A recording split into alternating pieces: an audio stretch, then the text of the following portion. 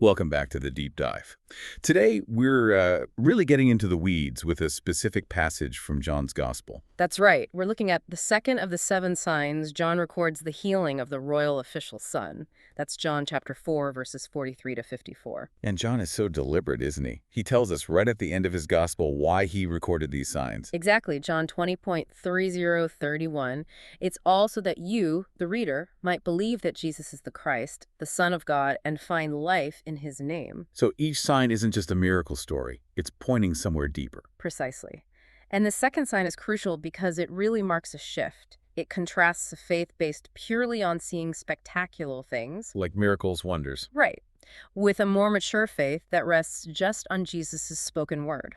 It's about moving from needing proof to simply believing what he says. Okay, so let's track that. Where does this story pick up? Well, Jesus is just leaving Samaria. He's had this really quite successful 2-day ministry there. We saw that last time the Samaritans really responded to his teaching, his word. They did. But now he's heading back to Galilee, his home turf. And this is where it gets, well, complicated. Because Jesus himself says something interesting right before he goes. Yeah, he brings up that old proverb, a prophet has no honor in his own country, John 4.44. So you'd expect, logically, that he's bracing for rejection, or at least, a cool reception in Galilee. That's what the proverb suggests. But then verse 45 throws a curveball. It says the Galileans welcomed him, which seems like a flat-out contradiction. It does on the surface. Yeah. But John immediately tells us why they welcomed him. Ah, there's the catch. Exactly. It says they welcomed him having seen all that he had done in Jerusalem at the feast. So it wasn't about recognizing who he was or embracing his message like the Samaritans did. Not at all. It was pure spectacle. They saw the amazing things he did back in Jerusalem maybe weeks before, and now the miracle worker was back in town. They were impressed, maybe even entertained. So Jesus knew he wouldn't get true honor, the kind that recognizes his identity, but he got this superficial welcome instead. Precisely. It was a welcome based on past performance and maybe the hope for more shows. It's kind of a shallow foundation, you know? Yeah, definitely sounds like it. And this Galilean mindset, this focus on signs, seems to set the stage for the main event of this passage. It absolutely does, because right after this, Jesus arrives back in Cana. Cana, where the first sign happened, the water into wine. John's making a connection. He is, and it's here in Cana that this royal official shows up. This is a big deal. Who would this guy have been? Royal official sounds important. Likely someone high up in Herod Antipas's administration or court, maybe military, maybe civil. Either way, a person of status, probably wealth. And he travels from Capernaum all the way to Cana. That's quite a distance back there. It's about 35 kilometers, maybe a full day's journey. For a man like this to make that trip personally, on foot or maybe horseback, tells you one thing: desperation. His son is dying. Yeah. Verse 47 says he was at the point of death. Utterly desperate. He's probably tried everything else his position and money could offer. Jesus is the last resort. And notice his request. He begs Jesus to come down and heal his son. That come down is key. He has a specific action plan in mind for Jesus. He needs Jesus to physically be there, right? To make the journey with him back to Capernaum. Yes. It reflects that same Galilean limitation, thinking Jesus' power is bound by location, by physical presence. Like the healing requires Jesus to, lay hands on the boy or be in the room. It's a very human way of thinking about divine power. It is, and it provokes this really quite startling response from Jesus in verse 48. Yeah, this always hits me as quite abrupt. Jesus says, unless you people see signs and wonders, you simply will not believe. It sounds harsh, especially to a father worried sick about his son. Right. Why not just go? Or at least offer some comfort first. But see, Jesus isn't just talking to the official here. Notice the you people, it's plural. He's addressing the whole Galilean tendency. So it's a critique of the regional mindset, not just this one man. Exactly. He's calling out their dependence on spectacle. They want the terras, the wonder, the thing that makes you gasp. They aren't looking for the semeion, the sign that points to who he is. They want proof before they'll commit to belief. Which fundamentally isn't really faith, is it? It's more like demanding evidence. Okay, that makes more sense, the rebuke. And how does the official react? He seems to just double down. He does. He completely ignores the theological point Jesus just made. His response is pure urgency. Sir, come down before my child dies. John 4.49. He's still stuck on his plan. You need to come, you need to be physically present, and you need to do it now. His faith at this moment is still very much on his own terms. It's tied to proximity, action, and his timeline. He's trying to manage the miracle. But then Jesus does something completely unexpected. He doesn't agree to go. No, he flips the script entirely. Instead of traveling, instead of a physical act, he just speaks. Verse 50, "Go, your son lives." Just words from 35 kilometers away. This is the absolute turning point, the moment of truth for the official. He has to choose right there and then. Does he insist on his plan, maybe argue, or does he take Jesus at his word? A word spoken from a distance with no visible proof whatsoever. His entire previous approach was based on needing Jesus there.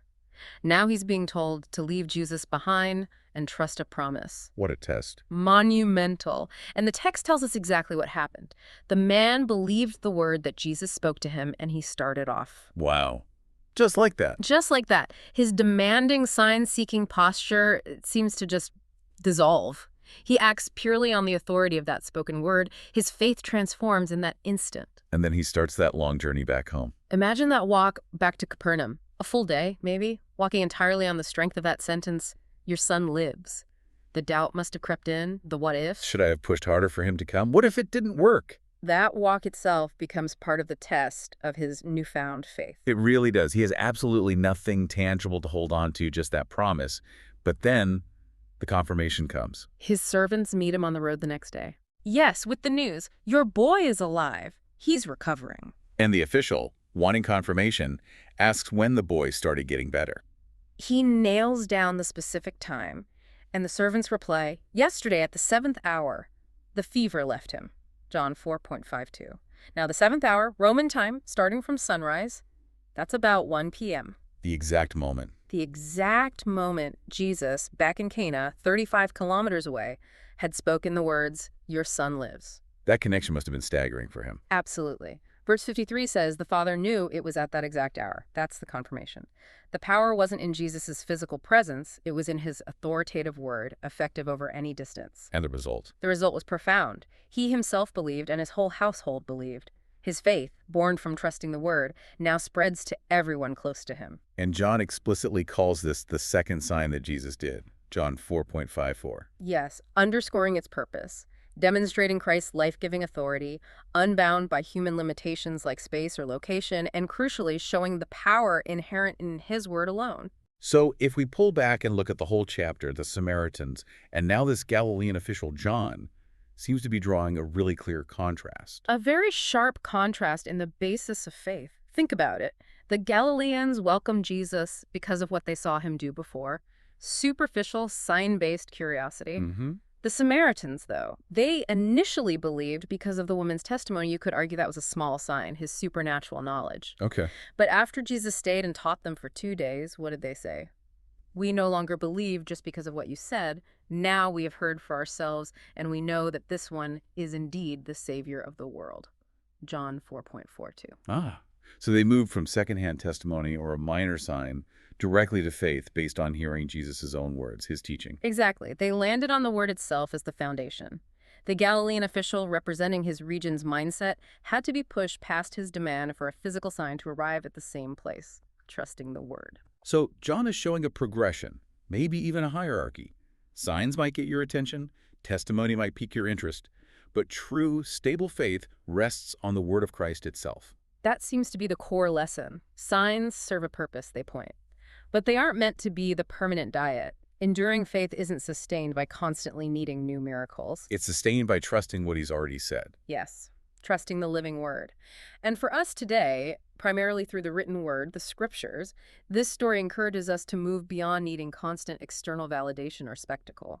It challenges that default setting we sometimes have, that Galilean tendency to want clear physical proof before we fully commit or obey. Definitely. The royal official's journey is dramatic. He had to let go of his need for control, his need for physical presence, and just trust the command, trust the promise. That leap from demanding a sign to obeying a word that was the real miracle within the miracle, perhaps. Beautifully put. The signs were never the end goal. They were signposts, pointing to the sufficiency and power of the word. The healing started the process, but the official believing the command, acting on it, that completed the sign's purpose for him. So the challenge for us listening now is pretty direct, isn't it? Are there signs or specific reassurances we're still waiting for? Things we feel we need before we'll fully trust and act on the word we already have? Mm-hmm. What conditions are we placing on our belief or obedience? And maybe a final thought to mull over tied to the geography you mentioned. Okay. That physical journey was 35 kilometers from Capernaum to Cana. A tough trek. But maybe the official's internal journey from demanding Jesus' physical presence to resting entirely on his distant spoken word, maybe that was the truly greater distance covered. That's a powerful way to think about it. Which journey, the physical demand or the internal trust, best describes where our faith is right now?